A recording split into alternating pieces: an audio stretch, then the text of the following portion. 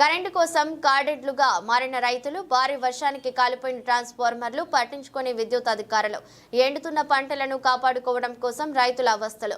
మహబూబాబాద్ గత 15 రోజుల క్రితం కురిసిన వర్షాలకు మరిపేడు మండలం రాంపురం గ్రామంలో కాలిపోయిన ట్రాన్స్ఫార్మర్లు కాలిపోయి 15 రోజులు అవుతున్నా పట్టించుకునే విద్యుత్ అధికారులు.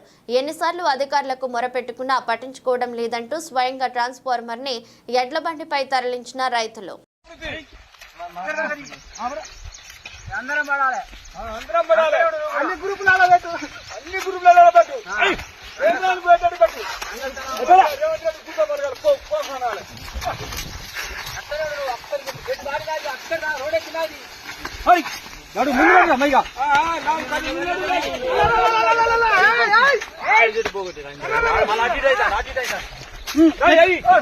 బండి వేయకపోతే ఆగుతాను ఆగే వాడితే చెట్టు మిరిగిపోతా ఎట్లా గట్టిగా ఊటీలో పట్టుకుంటే పోవు మళ్ళా వదలడు వాటి అలుకోపోవాలి బండి అదే కానీ ఫస్ట్ వచ్చి అయిపోయి ఇంత మంద కూడా